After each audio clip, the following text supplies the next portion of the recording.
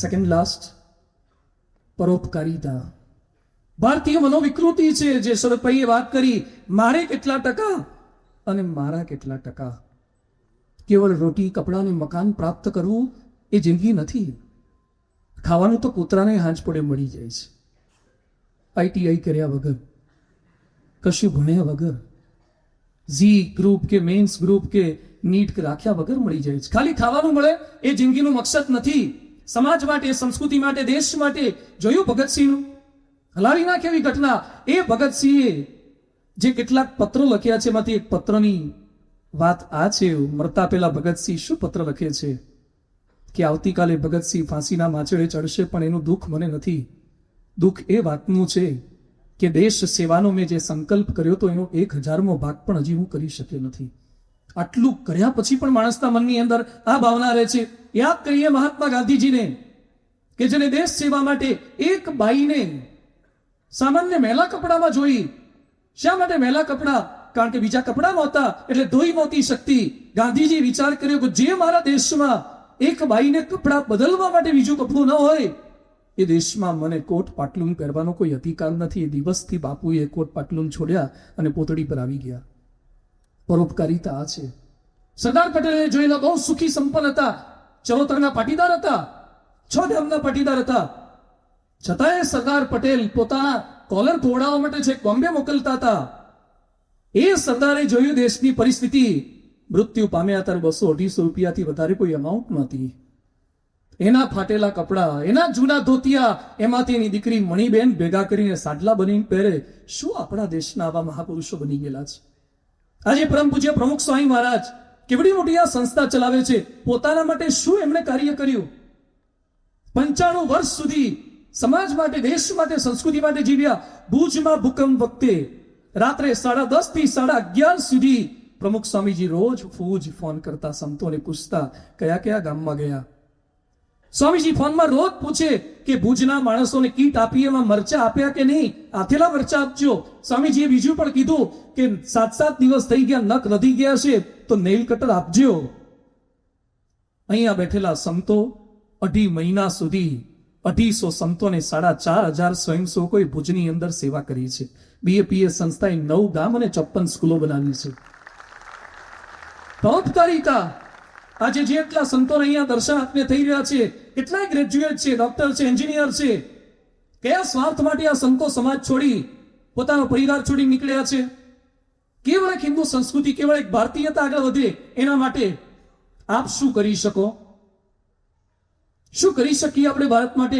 સારું ભણો છો તો તમારી બાજુવાળાને ના આવડતું હોય તો શીખવાડજો એક્ઝામ સિવાય. એક્ઝામ હોલમાં ને પહેલા કે પછી. તમે ભણી ગયા છો અને જે જરૂરિયાતમંદ છે એને મદદરૂપ થાઓ. ના કરી શકીએ, ડોક્ટર થયા પછી ગરીબ માણસોને એ રીતે ન તપાસી શકીએ? થઈ શકે છે.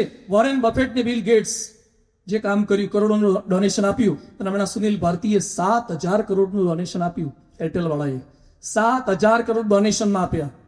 આપણે ના કરી શકીએ? સૈનિકો માટે કઈ કરી શકીએ? બધે જ પૈસેથી થાય વાત નથી કરતો.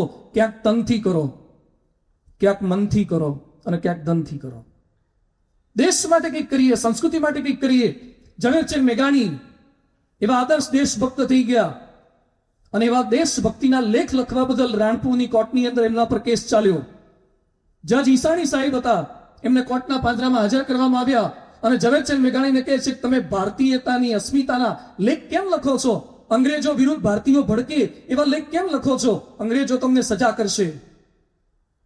ઝવેરચંદ મેઘાણી શું બોલ્યા? નથી ખબર, અમારે પંથશી આફત ખડી છે, ખબર છે એટલી કે માભોમની હાકલ પડી છે. તમને ખબર છે. પ્રશ્ન આવશે, ગમે તેવા પ્રશ્નો આવશે, લડી રહીશું. જજ કે છે પણ આવા લેખ શા માટે લખો છો ભારતીય થઈને? એ સમયે ઝવેરચંદ મેઘાણી કેદીના પાંજરામાં ઉભા જજને શું કહે છે? હું લેખ શા માટે લખું છું એ પ્રશ્ન નથી, પણ તમે ભારતીય જજ હોવા છતાં પણ અંગ્રેજ વિરુદ્ધ કેમ નથી લખતા એ મારો તમને પ્રશ્ન છે.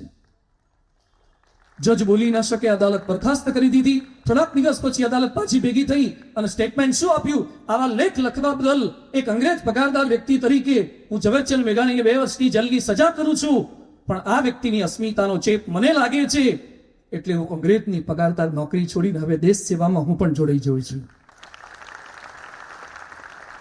મિત્રો, આજના સમગ્ર કાર્યક્રમનો સંદેશ આ છે, તમારામાં તો અસ્મિતા જાગે પણ તમારો ચેપ લાગવો જોઈએ.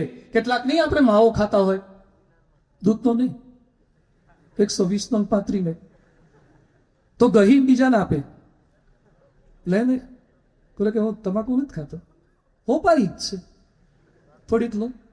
કેટલાક બીડીઓ પીતા હોય તો પોતાની બીડીથી બીજાની બીડી પ્રજ્વલિત કરી આપે. દેશની બચત થાય દિવાસળીની. કેટલી સહકારની ભાવના છે, કેટલો ભારતને આગળ લઈ જવાની ભાવના છે. આપણે આપણી બીડીથી બીજાની બીડી સળગાવી શકતા હોય, આપણા ફાંકીથી બીજાને જમાડી શકતા હોય, આપણા બાઇક પર બીજાને બેસાડીને ફરવા લઈ જઈ શકતા હોય, તો જે વિચારધારા આપણને દૃઢ થઈ છે એ વિચારધારામાં આપણા સમુદાયને જોડવો જોઈએ. ઝવેરચંદ મેઘાણી જેવા થવું જોઈએ, પરોપકારિતા થવી જોઈએ.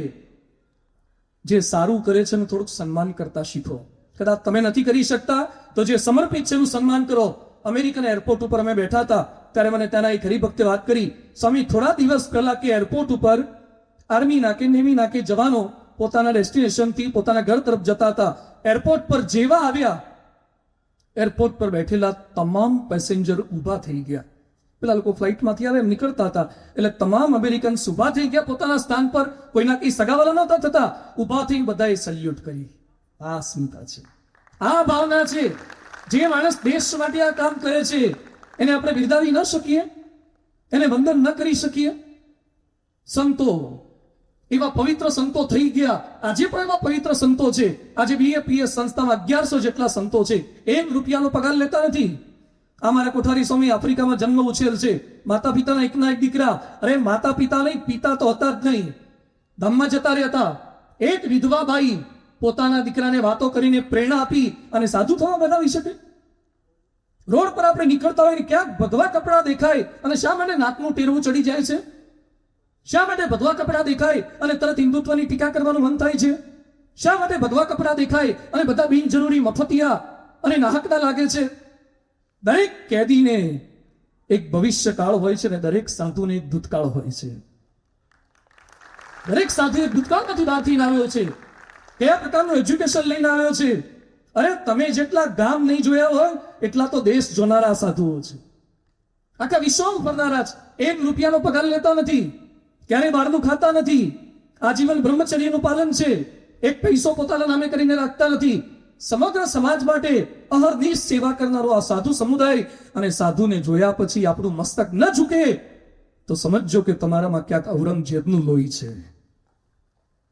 આપણા ડીએનએમાં આરએનએમાં ક્યાંક બીજું લોહી આવી ગયું છે. ભારતીય નથી. આપણે એ પ્રજા છીએ જે સંત, શાસ્ત્ર અને મંદિરોને વંદન કરે. સારું કરો ને જે સારું કરે છે એનું સ્તવન કરો, વંદન કરો તો કઈ પ્રેરણા પ્રાપ્ત થશે. જે સારું કરે છે, સાચું કરે છે ને સન્માન આપીએ